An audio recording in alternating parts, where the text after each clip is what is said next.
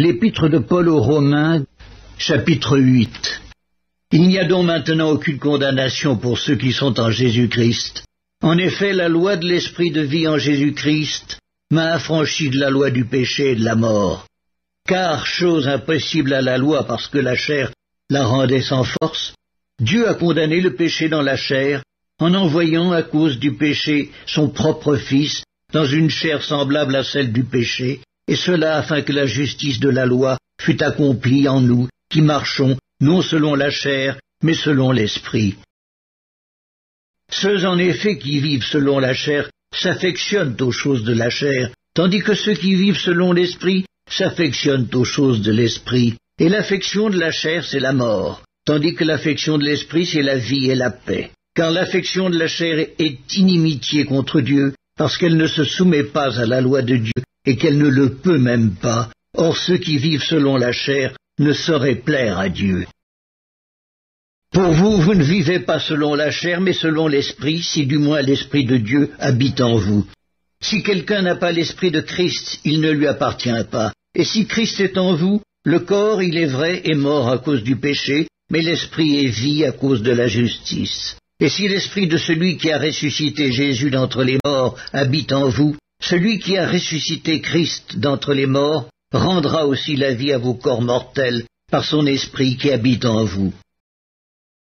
Ainsi donc, frères, nous ne sommes point redevables à la chair pour vivre selon la chair. Si vous vivez selon la chair, vous mourrez. Mais si par l'esprit vous faites mourir les actions du corps, vous vivrez, car tous ceux qui sont conduits par l'esprit de Dieu sont fils de Dieu. Et vous n'avez point reçu un esprit de servitude pour être encore dans la crainte, mais vous avez reçu un esprit d'adoption par lequel nous crions « Abba, Père ».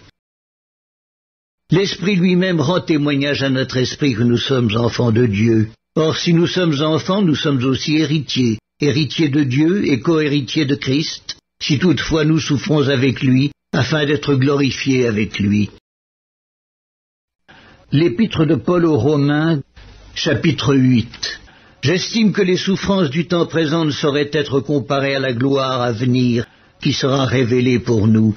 Aussi la création attend-elle avec un ardent désir la révélation des fils de Dieu, car la création a été soumise à la vanité, non de son gré, mais à cause de celui qui l'y a soumise, avec l'espérance qu'elle aussi sera affranchie de la servitude de la corruption, pour avoir part à la liberté de la gloire des enfants de Dieu. Or nous savons que jusqu'à ce jour, la création tout entière soupire et souffre les douleurs de l'enfantement.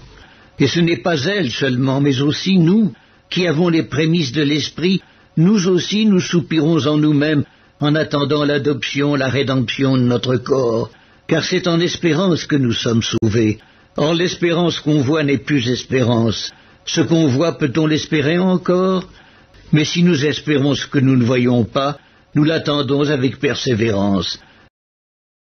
De même aussi l'Esprit nous aide dans notre faiblesse, car nous ne savons pas ce qu'il nous convient de demander dans nos prières. Mais l'Esprit lui-même intercède par des soupirs inexprimables, et celui qui sonde les cœurs connaît quelle est la pensée de l'Esprit, parce que c'est selon Dieu qu'il intercède en faveur des saints. Nous savons du reste que toute chose concourt au bien de ceux qui aiment Dieu, de ceux qui sont appelés selon son dessein. Car ceux qu'il a connus d'avance, il les a aussi prédestinés à être semblables à l'image de son Fils, afin que son Fils fût le premier-né entre plusieurs frères. Et ceux qu'il a prédestinés, il les a aussi appelés. Et ceux qu'il a appelés, il les a aussi justifiés. Et ceux qu'il a justifiés, il les a aussi glorifiés. Que dirons-nous donc à l'égard de ces choses? Si Dieu est pour nous, qui sera contre nous? Lui qui n'a point épargné son propre Fils, mais qui l'a livré pour nous tous, comment ne nous donnera-t-il pas aussi toutes choses avec lui? Qui accusera les élus de Dieu? C'est Dieu qui justifie. Qui les condamnera? Christ est mort, bien plus, il est ressuscité, il est à la droite de Dieu, il intercède pour nous. Qui nous séparera de l'amour de Christ? Sera-ce la tribulation, ou l'angoisse, ou la persécution, ou la faim, ou la nudité, ou le péril, ou l'épée? Selon qu'il est écrit, c'est à cause de toi qu'on nous met à mort tout le jour, qu'on nous regarde comme des brebis destinées à la boucherie.